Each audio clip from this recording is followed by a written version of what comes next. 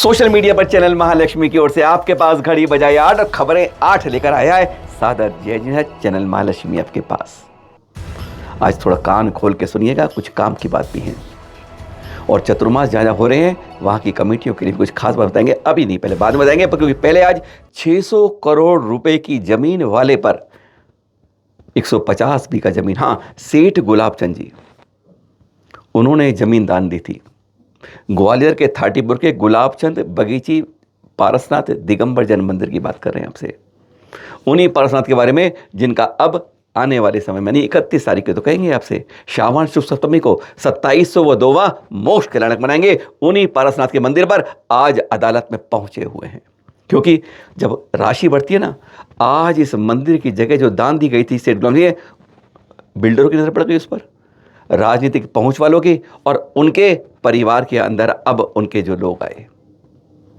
सबसे पहले इसकी कहानी बताने से पहले आप लोगों से कहेंगे, जगह जगह मंदिरों के लिए दान दी जाती है जगह, उसके कागज पूरे रजिस्टर्ड करवा ले बाकायदा तरीके से, नहीं तो आने वाली पीढ़ी के अंदर कहीं ना कोई ऐसा आदमी आ सकता है जो अपने कब्जे का अधिकार ले। आज इसी कहानी से कि जब यह दान दी गई जमीन आज 600 करोड़ की होने पर नजर अलग हो गई है।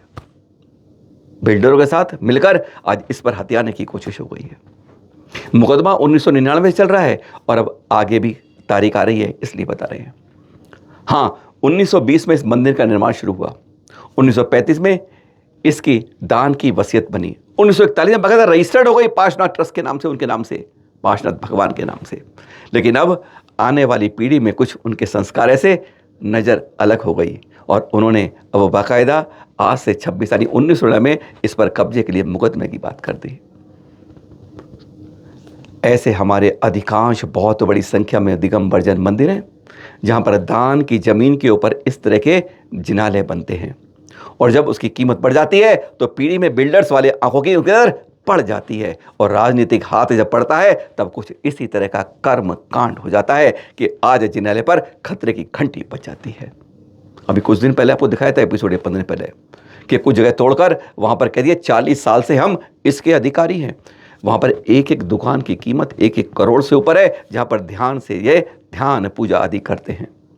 हैरान हो जाते हैं जब इस तरह का दृश्य आज सामने आता है। कारण 600 करोड़ के ऊपर आज आंख लगी हुई। रात ही रात में आते हैं अराजक तत्व और उस जिनाले की दीवारों को तोड़ते हैं और वहाँ पर कुछ जगह पर कब्जा करने लगते हैं कि कहते हैं दुकान पर ये जो हैं 40 साल से हमारी हैं, जबकि वहाँ देखने में पता चला कि वहाँ पर पूजा के स्थान, ध्यान के स्थान बना रखे हैं। इतनी बड़ी जगह पर आज कैसी नज़र पड़ गई है। और ये देख रहे हैं धरने के दृश्य, तब से ये धरना चल रहा है। न्याय के लिए जैन समाज आज फिर मांग कर रहा है, पर आज यही होता है कि जैन हैं, आज दिखाएंगे आपको इसका विरोध किस तरह से हो रहा है। पर नहीं, कहते हैं राजनीतिक जब पीछे हाथ पड़ता है तो कहीं ना कहीं हमला तैयार रहता है। और हाँ, इस बारे में अनिल जैन जी हैं, इसी कमेटी सदस्य, उन्होंने क्या कहा पहले आपको वो सुन लीजिए, कहानी सारी आप समझ जाएंगे केवल 120 सेकंड में। मेरा नाम अनिल जैन है। क्यों धरना दे रहे हैं? हम लोग यहाँ सकल दिगंबर जैन समाज थाटीपुर की प्रबंध समिति के पदाधिकारी हैं और ये सह सचिव में मैं यहाँ में कार्यकारिणी सदस्य हूँ, सभी लोग सदस्य हैं। ये मंदिर 1920 से है और 1935 से इसमें विराजमान भगवान पार्श्वनाथ मूर्ति इसकी भूस्वामी है, उनके नाम से रजिस्टर्ड सेल डीड है।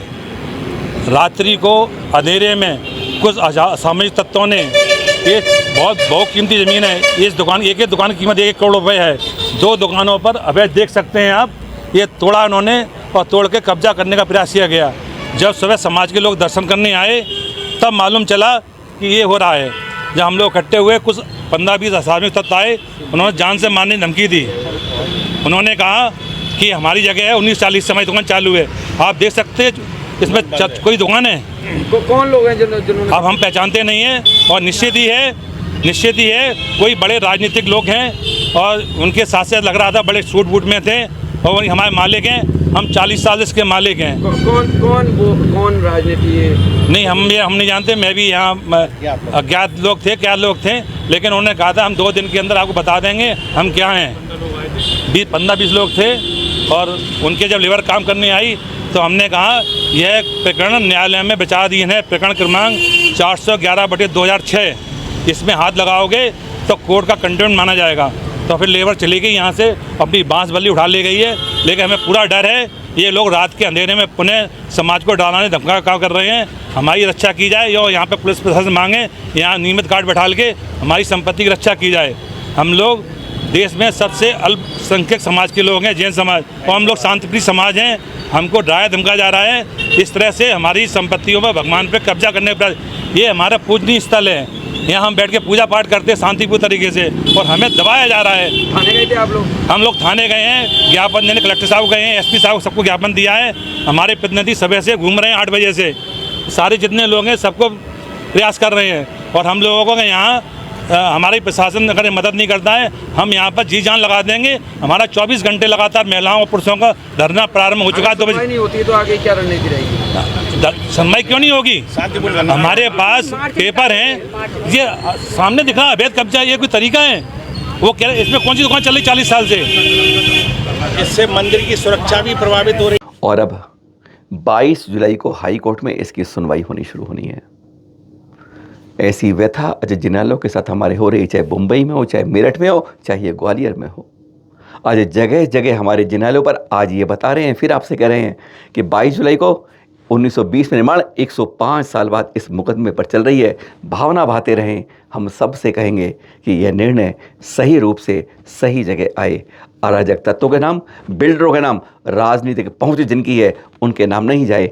एक बार जो दान दी जाती है उसमें दूसरों की दम न लगती है। कारण यह है, हम अपने कागज पूरे, जहाँ जहाँ इस तरह की दान की ज़मीनें हैं, फिर एक बार कह रहे हैं, अपनी उन जगहों को रजिस्टर्ड करवा लीजिए, नहीं तो कल इसी तरह से आपके यहाँ भी कुछ ऐसा ना हो जाए।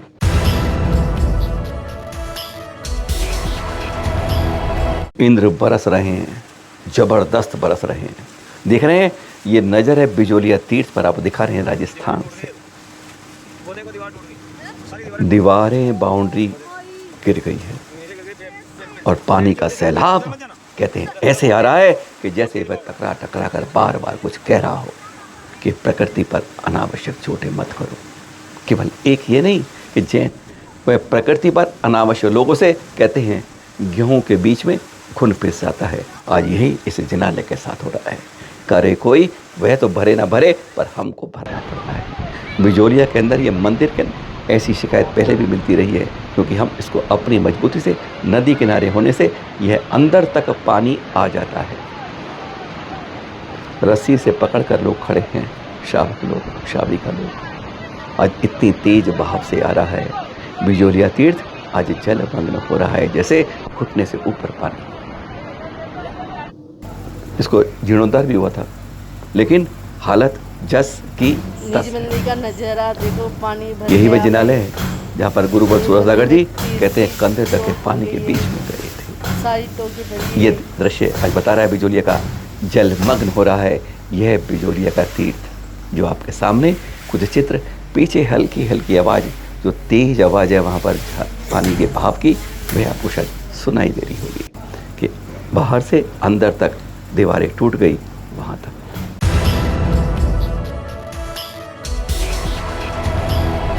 पहले ही बताया था आपको कि जून माह में हमारे पास 7 जनों की लापता, गुमशुदा या चले जाने की सूचनाएं थी। 3 वापस आए, 4 के बारे में नहीं मालूम चला। और अभी है भूमित जैन चेन्नई में, कहते हैं पास ही शिविर के लिए निकले थे। 13 तारीख रविवार की बात है, सुबह नहीं आए। पिताजी राकेश जी ढूंढते रहे।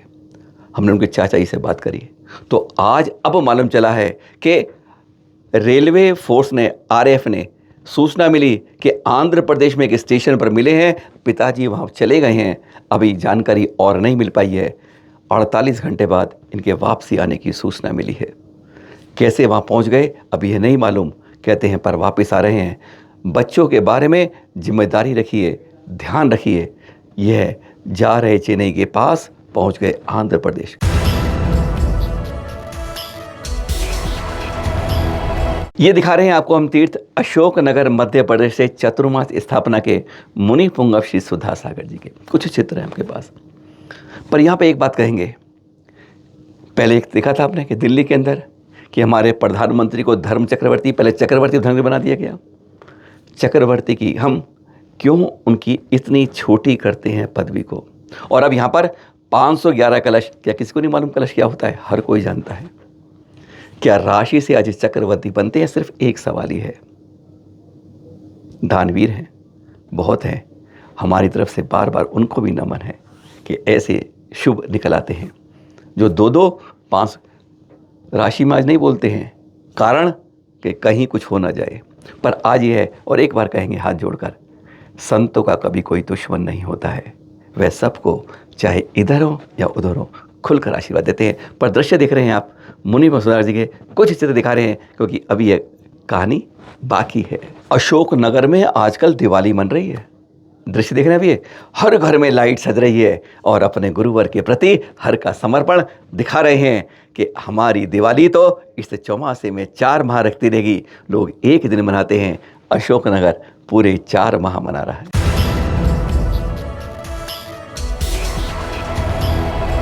और फिर अशोकनगर में ललितपुर के साथ ये खबर आपको दिखा रहे हैं। श्रीफल तो आपने बहुत चढ़ाए हैं, पर ऐसा श्रीफल नहीं देखा होगा आपने। ये श्रीफल है श्रीफलों का श्रीफल, 11 फुट ऊंचा, 15 फुट गोलाई के अंदर, और वजन बता कितना है? 555 किलो का। ये ललितपुर से आया गुरुवर के यहाँ चढ़ाने के लिए, उनको समर्पित करने के लिए। देखा ना, श्रीफलों का बाप श्रीफलों से बनता है। 555 किलो का इधर नजर आता है। अनोखा, शायद ऐसा आपने श्रीफल कभी तक नहीं देखा होगा जो अशोकनगर पहुंचा है।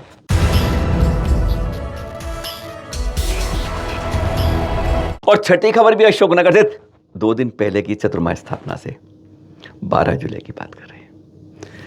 आपको पता है अजमेर कोटा हाईवे पर ना गुलगांव है, वहां पर गुणोदय तीर्थ का निर्माण हो रहा है। कारण वहां पर 15 प्रतिमाएं भूगर्भ से निकली थी, और कहा जाता है यहाँ पर 3 प्रतिमाएं देख रहे हैं। तिलक दान के दृश्य देख रहे हैं आप। ये जब गुरुवर के पास आई थी, ये प्रतिमाएं आए थे और उन्होंने इसकी तिलक किए, और 3000 लोग तिलक दान में शामिल हुए थे। ये दृश्य देख रहे हैं, गजब के दृश्य थे जो देख रहे हैं, गजब गजब गजब। यहाँ पर कहा जा रहा है कि विश्व के अंदर बिजोलिया तीर्थ की 21 फुट के जो आदिनाथ स्वामी की मूल वेदी के साथ जो कमल के साथ हो रही है, वह विश्व की सबसे बड़ी प्रतिमा जो बिजोलिया तीर्थ की में बिजोलिया पाषाण से बनाई गई है। और 2 और अरिहंत प्रतिमाएं हैं। ये तीनों प्रतिमाएं आप देख रहे हैं जो यहाँ पर तिलक दान में 3000 लोग से ज़्यादा जिन्होंने तिलक दान किया। गजब का तीर्थ तैयार हो रहा है कोटा अजमेर हाईवे पर, जी हाँ, गुलगांव के अंदर।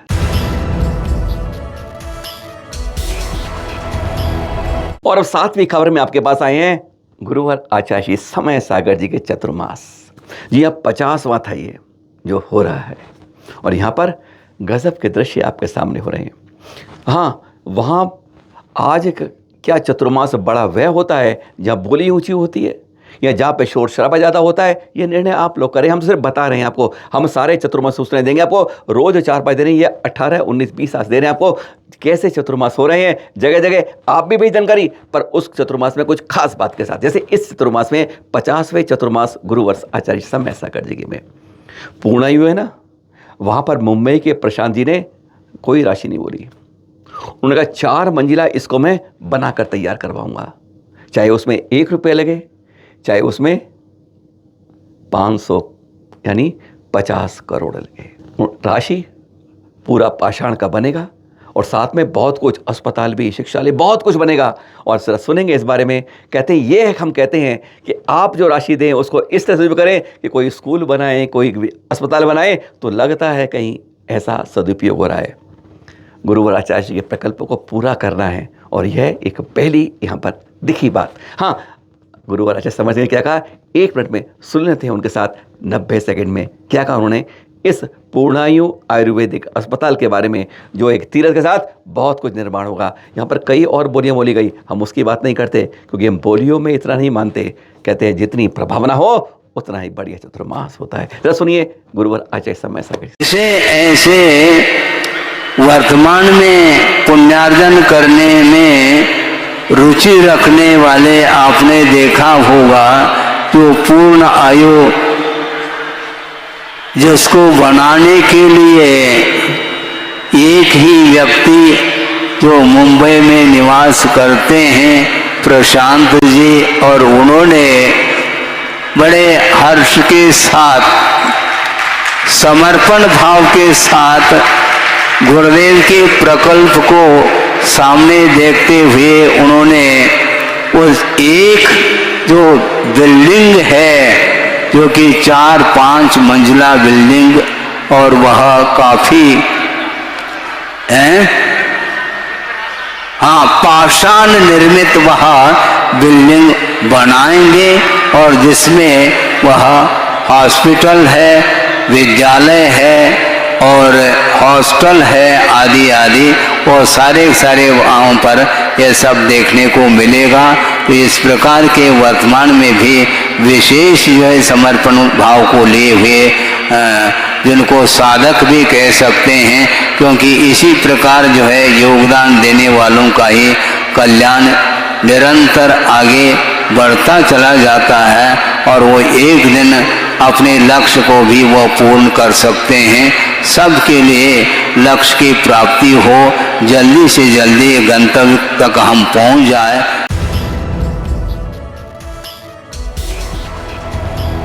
और 8वीं खबर में आपको पहुंचते हैं सीधा गुरुवर आचार्य श्री वसुनंदी महाराज के पास। आई क्षेत्र में क्यों बता रहे हैं, हर जगह कुछ ना कुछ खास है और यह चतुर्मास तीर्थ क्षेत्र पे हो रहा है। हमारी दो ही भावनाएं थी कि कुछ संतों के चतुर्मास अगर हमारे 1900 दिगंबर संत हैं, अगर 50 तीर्थ पर भी चतुर्मास हो जाए तो वह तीर्थ हमारे हाथ से जो छिनते हैं, बदलते हैं, अतिक्रमण होते हैं, वह सब रुक जाएगा। आई क्षेत्र में बहुत बड़ी जो हमने देखा, इस बार बताएंगे आपको धीरे धीरे बाद में भी उस क्षेत्र के बारे में कि 24 ही मंदिरों, बहुत बड़ी बड़ी जगह है वहाँ पर जो है, माली के द्वारा द्वान दी गई जगह पर भी है। हाँ, वो बताएंगे। ये चतुर्मास में कुछ खास बात थी कि तीर्थ क्षेत्र पर हो रहा है और बहुत कुछ उनका ये अध्यात्म के ऊपर समर्पित रहेगा चतुर्मास, गुरुवर ने बताया। और फिर आपके उस अखबार को, सांध्य महालक्ष्मी को, और आपके चैनल महालक्ष्मी को, ये जो ट्यूब पे आता है, इसको उन्होंने कहा कि निडरता के साथ सत्य कोई खबर देता है तो यही देता है।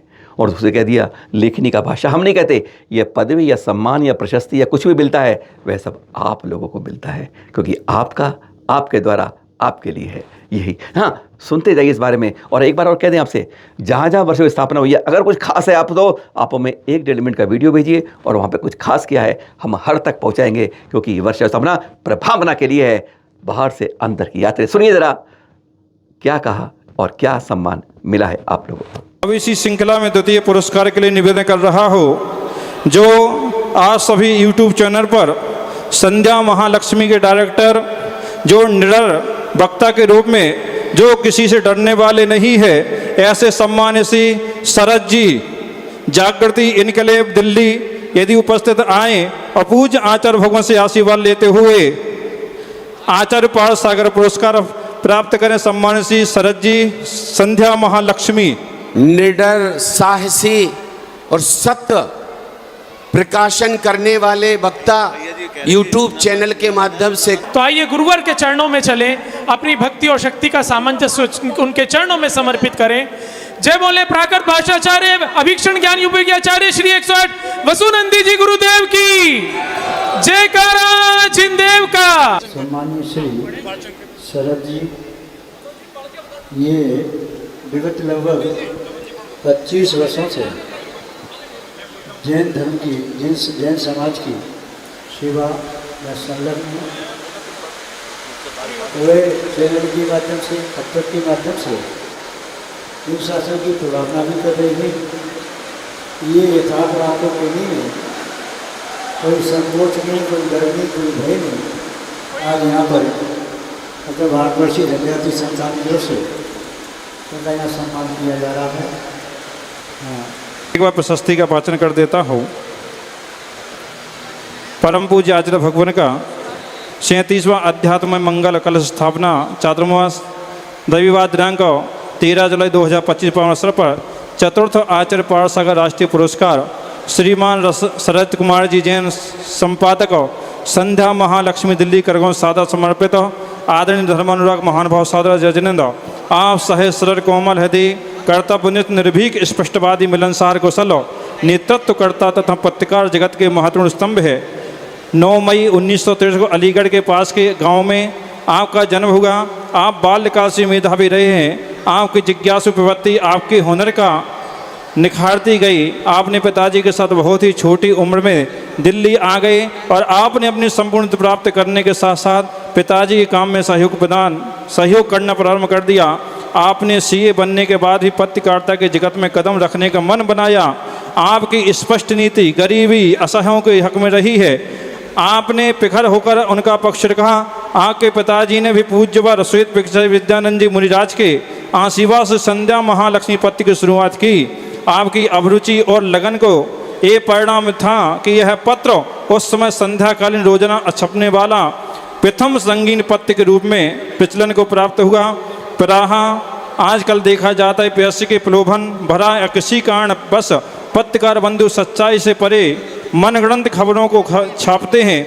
ऐसी विषम परिस्थिति में भी आप निडर निर्भीक और सत्य के साथ नियोजित तरीके से अपना काम कर रहे हैं। आज पत्रकार क्षेत्र में आपने जो मिसाल कायम की है वह अपने आप में प्रशंसनीय है। आपकी खबरों के प्रकाशन से ही शास्त्र प्रशासन स्तर पर बदलाव देखने को मिले हैं।